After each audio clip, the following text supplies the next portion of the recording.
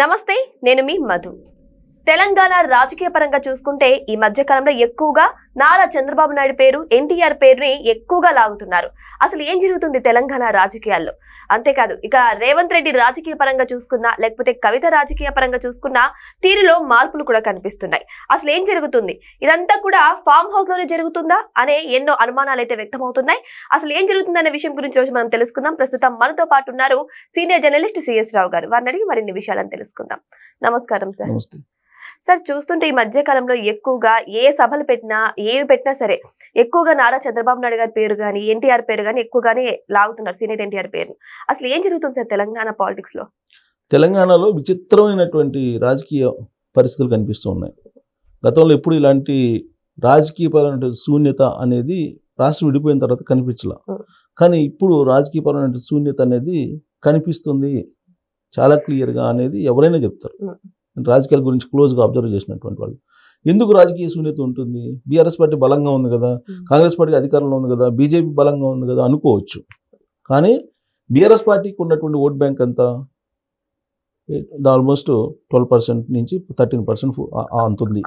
అది ఎలా చెప్పగలం అని అంటే, మీకు లోక్సభ ఎన్నికల్లో 2024లో ఆ పార్టీకి వచ్చినటువంటి ఓట్ బ్యాంక్ని తీసుకుంటే మనకు అర్థం అవుతుంది. ఆ తర్వాత జరిగినటువంటి ఎలక్షన్స్లో మీకు కంటోన్మెంట్లో గెలవలేదు, తర్వాత జూబ్లీ హిల్స్ ఉప ఎన్నికల్లో గెలవలేదు. ఆ పార్టీ గెలుస్తుంది అని చెప్పి వాళ్ళు చెప్పారు కానీ గెలవలే. మరి ఆ పార్టీ స్ట్రెంత్ ఎంత ఉంది రాష్ట్ర వ్యాప్తంగా అంటే, మనకి బెంచ్ మార్క్గా 2024 లోక్సభ ఎన్నికలను తీసుకోవాలి. అంత పర్సెంటేజ్ ఉన్నప్పుడు కూడా మేమే ఆల్టర్నేటివ్ అని చెప్పి అంటున్నారు. కానీ ఆ పార్టీలో కుటుంబ వ్యవహారం వచ్చింది. కుటుంబ వ్యవహారం వచ్చి ఆ పార్టీలో ఒకరి మీద ఒకరు ఆరోపణలు చేసుకుంటూ 2014 నుంచి అధికారంలోకి వచ్చిన తర్వాత, అలాగే ఉద్యమంలో ఏ విధంగా ఎవరెవరు సంపాదించారు, ఎలా సంపాదించారు, ఎవరికి ఇన్ని ఫామ్ హౌస్లు ఉన్నాయి, ఇవన్నీ ఒక్కొక్కటిగా వాళ్ళే బయట పెడుతున్నారు. కవిత గారు అనేక ఆరోపణలు చేశారు. తాను ముఖ్యమంత్రిని అయితే 2014 నుంచి మొత్తం విచారణకి ఆదేశిస్తాను, అసలు తెలంగాణలో ఏం జరిగింది అనే దాని మీద అని చెప్పి ఆవిడ ఒక స్టేట్మెంట్ ఇచ్చారు. కాబోయే సీఎం నేనే అంటున్నారు కవిత గారు. అందులో నిజమేంటుందంటారు సార్? ఆవిడకి హోప్స్ ఉన్నాయి. ఎందుకంటే తెలంగాణ జాగృతి అనేది టీఆర్ఎస్ పార్టీ పెట్టక ముందే తెలంగాణ జాగృతి ఉంది.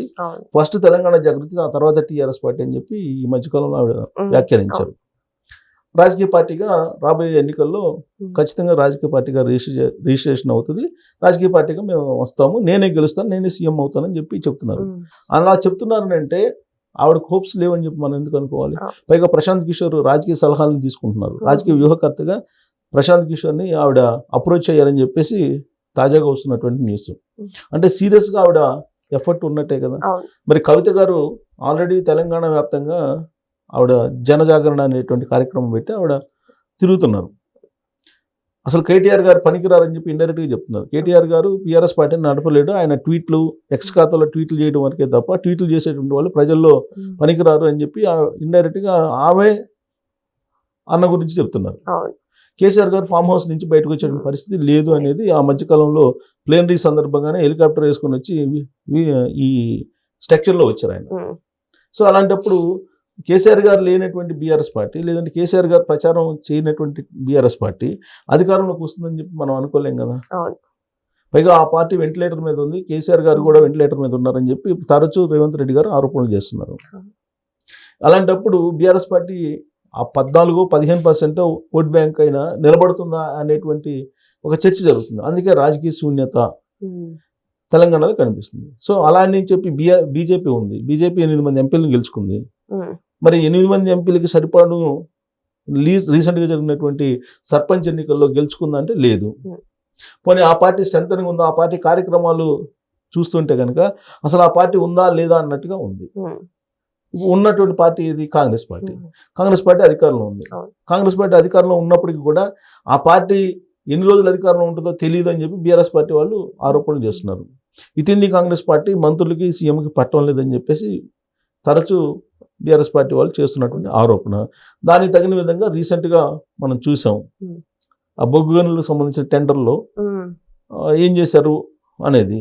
ఇప్పుడు అక్కడ డిప్యూటీ సీఎం కన్నా సీఎంకి పట్టలేదు అనేది, అసలు సీఎంఏ చేశారు ఇదంతా అనేది డిప్యూటీ సీఎంకి సంబంధించినటువంటి అనుచరులు భావిస్తూ ఉన్నారు. అసలు దీనికంటే ముందు ఏంటంటే, అసలు మంత్రివర్గంలో ఉన్నటువంటి పొంగులేటి శ్రీనివాసరెడ్డి గారు ప్రభుత్వాన్ని పడగొడతారు, ఆయన జగన్మోహన్ రెడ్డి గారి మనిషి, ఏ రోజైనా పడగొట్టచ్చు. జగన్మోహన్ రెడ్డి గారు ఏమో కేసీఆర్ గారి శిష్యుడు, కాబట్టి ఈ ప్రభుత్వం ఉండదు, రేవంత్ రెడ్డి గారిని ముఖ్యమంత్రిగా ఉంచరు, ఇది దెన్ని గండం నూరేళ్ళ లాస్ట్ మాదిరిగా ఉండేటువంటి ప్రభుత్వం అని ఎప్పుడైనా పడిపోతుందని చెప్పి ప్రచారం డే 1 నుంచి చేసుకుంటూ వస్తున్నారు రేవంత్ రెడ్డి గారి మీద. సో అది స్థిరంగా ఉందని అంటే ఆ పార్టీ కూడా స్థిరంగా లేదనేది అర్థమవుతుంది. సరే, ప్రస్తుతానికి అయితే ప్రభుత్వం ఉంది. ప్రచారం ఏముందంటే సార్, కాంగ్రెస్ లో సీఎంలే మార్చేస్తారు అని ఒక ప్రచారం కూడా జరిగింది సార్ మన మధ్య కాలంలో. సీఎం మార్చేస్తారని చెప్పి ప్రచారం జరిగింది. కాదు, ఎప్పుడైతే జూబ్లీహిల్స్ ఉప ఎన్నికల్లో కాంగ్రెస్ పార్టీ గెలిచిందో దానికి ఫుల్ స్టాప్ పడింది తాత్కాలికంగా.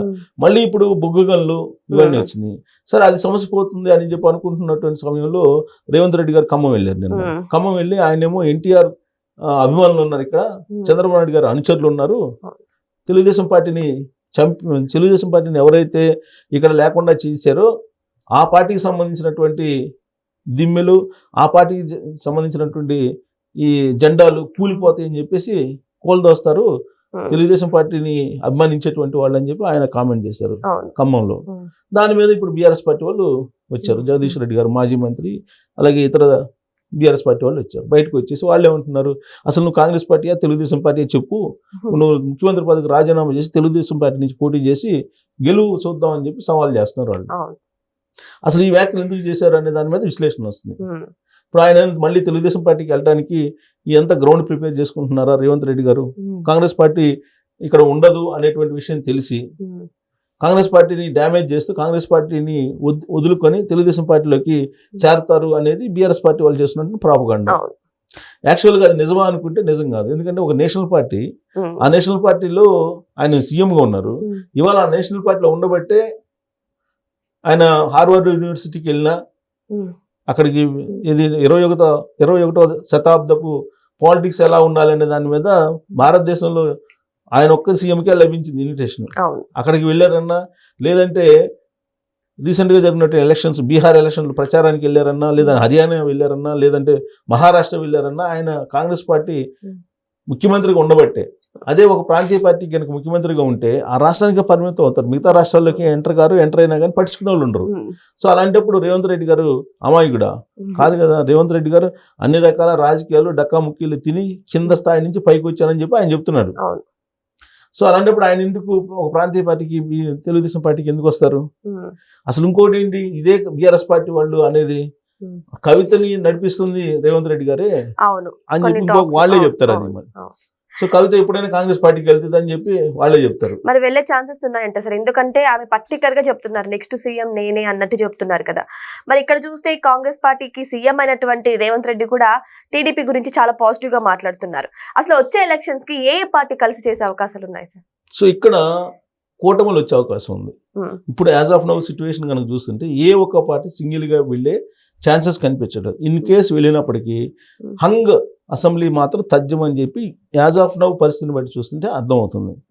ఎలా కూటమి కట్టేదని అంటే, ఇప్పుడు బీఆర్ఎస్ పార్టీ వాళ్ళు ఆంధ్రాకి మేము విస్తరిస్తాం, మళ్ళీ మేము పార్టీ కార్యాలయాన్ని ఓపెన్ చేస్తామని చెప్పి ఈ మధ్య కాలంలో తోట చంద్రశేఖర్ గారు ఆయన ఏదో ఒక ఇంటర్వ్యూలో చెప్పారు. అంటే వీళ్ళు అక్కడికి వెళ్తారు, అక్కడికి వెళ్ళినప్పుడు తెలుగుదేశం పార్టీ కూడా ఇక్కడికి వస్తుంది కదా. So Telugu Desam party, BJP, Janasena కూటమి ఒకటి ఉంటే, కాంగ్రెస్ పార్టీ, ఎంఐఎం ఇవన్నీ ఒకటి ఉంటే, బహుశా దాంట్లో కవిత గారు కూడా ఉండొచ్చాము కూటమిలో, చెప్పలేము, కూటమిలో ఉండొచ్చు. ఇక్కడ BRS party, Janasena, BRS party అలాగే వైఎస్ఆర్ కాంగ్రెస్ పార్టీ ఇవి పోటీ చేయొచ్చు. ముక్కోడం పోటీ జరగచ్చు. ఆ ముక్కోడం పోటీ తర్వాత ఎలక్షన్లో రిజల్ట్ని బట్టి హంగ్ అసెంబ్లీ వస్తుందా లేదంటే మెజారిటీ వస్తుందా అనేది బయటపడింది.